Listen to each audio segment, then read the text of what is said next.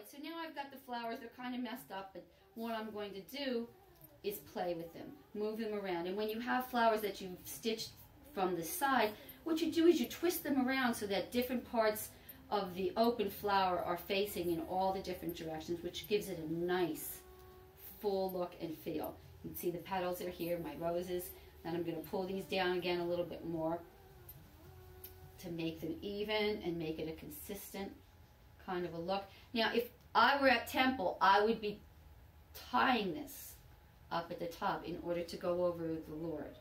But that's not what I have here. I have a picture. So I'm going to leave it open, and what I'm going to do, though, is tie both tops, because behind the picture I have thumbtacks that allow me to hang my malas on Lord Krishna that way. So I'm going to tie this top a knot, and then on this side I'm going to tie a knot. And then what I will do is see if they're even, for one thing. Let me get this up. Come on, let's open up here. There you go. Is it a good knot? Yes, it's a good knot. And the same thing on this side. So I'm going to get up and I'm going to put this on Lord Krishna. I'm losing petals. By the way, if you can see it, I have a piece of cloth underneath myself. And the reason I do that is because you can make such a mess with your flowers. Alright, this looks pretty even. So I'm going to take one side and I'm going to tie it, or actually not tie it, I'm going to tack it onto the thumbtack.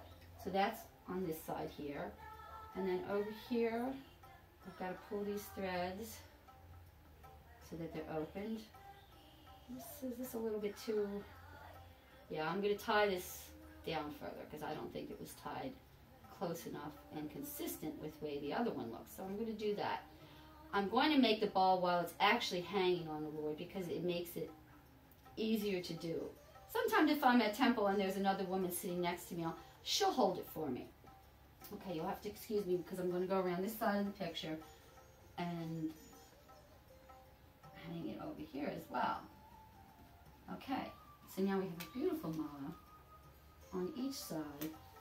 And all these flowers, that's what you do is you take them and you just twist them around so that they form a nice, consistent look. So, what I'm going to do now is find my needle. There's my needle.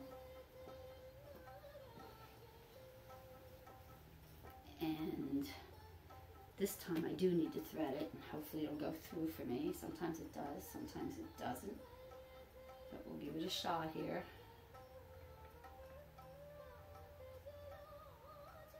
There you go, went through. And what I'm doing now is I'm going to make a ball for the mala.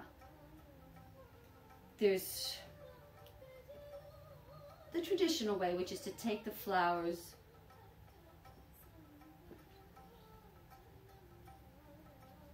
kind of going up and down like this, which is actually quite beautiful. But what I'm going to do today is a little bit different. I decided I love this peony that I had picked the other day and give it time to open.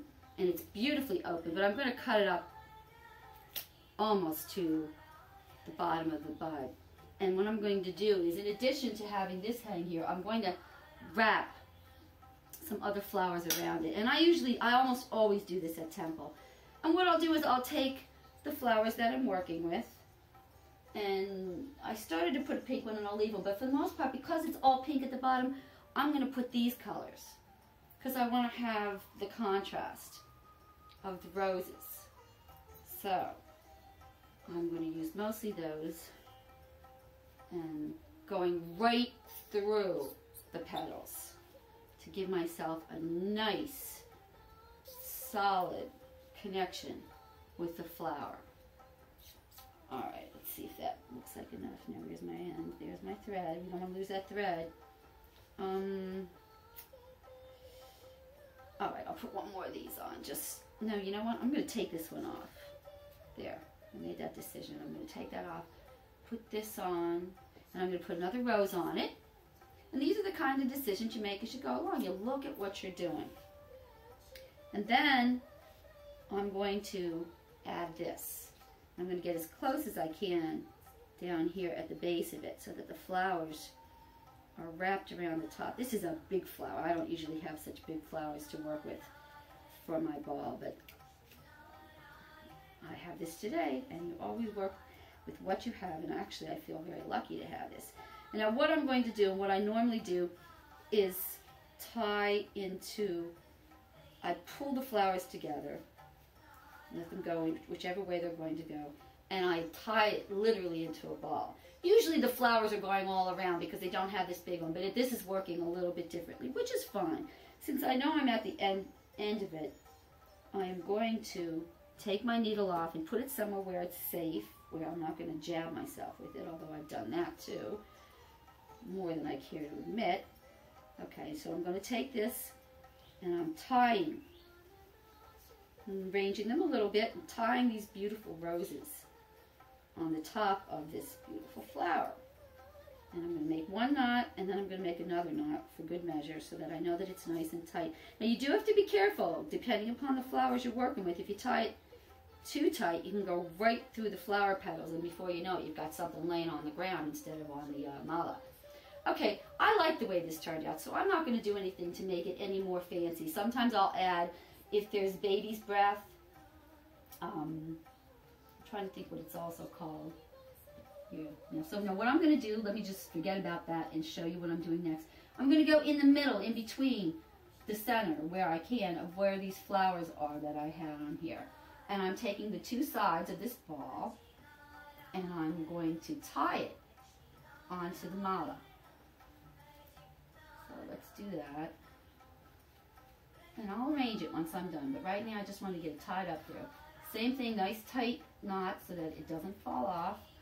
And then with those excess threads that are hanging out, we take our scissors and cut off the threads so we don't have all sorts of threads hanging out. And here, I'm going to do it this way. I move it around so that the red flowers are showing as well. And we've got a beautiful mala for the Lord. And we worked with the flowers that we had. What I'm going to do is pick it up and bring it over a little bit closer.